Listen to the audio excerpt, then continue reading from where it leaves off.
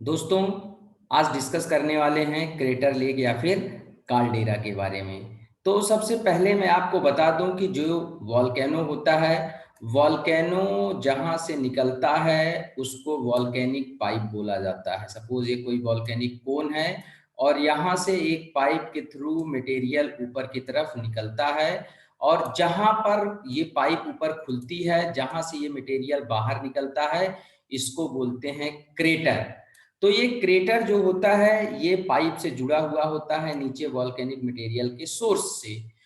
और जब ये क्रेटर जो होता है इसका साइज बड़ा हो जाता है तो उसको काल्डेरा कहा जाता है। In large size of crater is called caldera.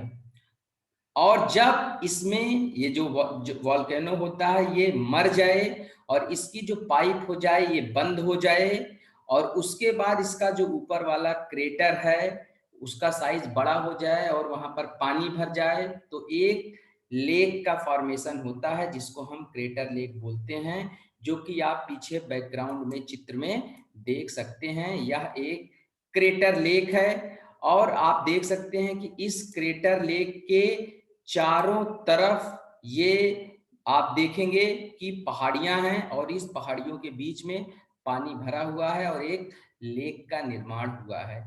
पहले ये जो है किसी ज्वालामुखी का क्रेटर था, किसी वॉल्केनो का क्रेटर था, जो कि पहाड़ी में सबसे ऊपर था जहां से वॉल्केनिक मटेरियल निकला, चारों तरफ जमा हुआ। बाद में समय के साथ वॉल्केनो जब डेड हो गया तो धीरे धीरे यहाँ से मटेरियल जो है, जब वॉल्केनो खत्म होने लगता है तो इरोजन स्टार्ट होता है, वेदरिंग और इरोजन। चारों तरफ से मटेरियल टूट टूट करके नीचे क्रेटर में गिरता है, और गिरते गिरते एक समय ऐसा आता है कि जिस पाइप से बीच में से ये मटेरियल निकला हुआ रहता है वो पाइप बीच की बंद हो जाती है टूटे फूटे मटेरियल्स के भरने से। और जब वो पाइप बंद हो गई तो मतलब नीचे जाने का किसी भी चीज के रास्ता वो बंद हो गया।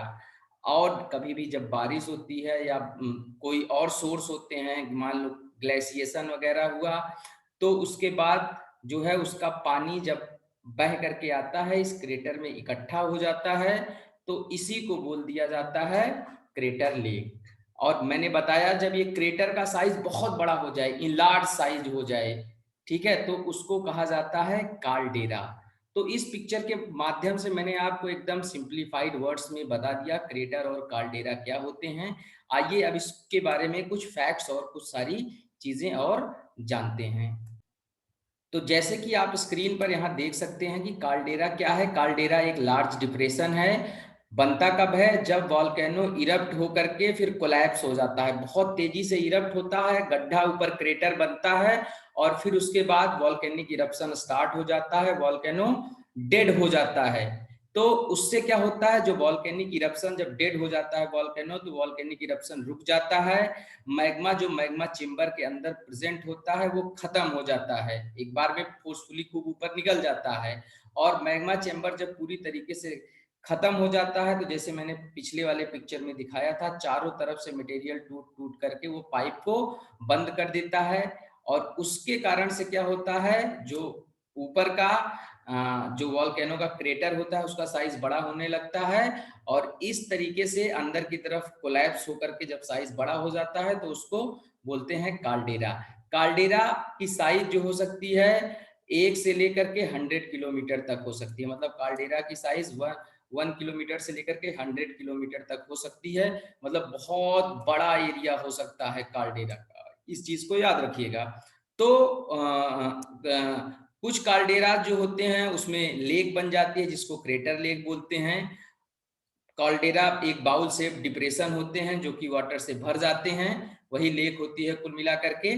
और ऐसी ही एक लेक जो है वो है ये आपका ओरेगोन में एक लेक है जिसको हम क्रेटर लेक बोलते हैं।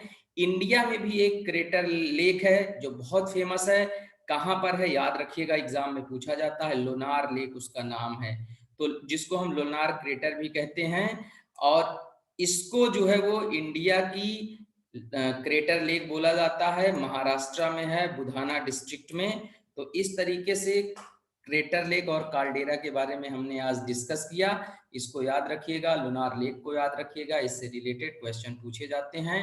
बाकी वॉल्केनिक लैंडफॉर्म्स के बारे में डिस्कस करेंगे नेक्स्ट वीडियो में। वॉल्केनिक लैंडफॉर्म दो तरीके के होते हैं, इंट्रूसिव लैंडफॉर्म और एक्सट्रूसिव लैंडफॉर्म। तो काल्डेरा या क्रेटर लेक के एक्सट्रूसिव लैंडफॉर्म है, जो कि जमीन के ऊपर बनते हैं। तो ये भी एक महत्वपूर्ण पॉइंट है। आज के लिए फिलहाल इतना ही। Thank you very much for being with Aviral Dhara and Ambesh Pandey.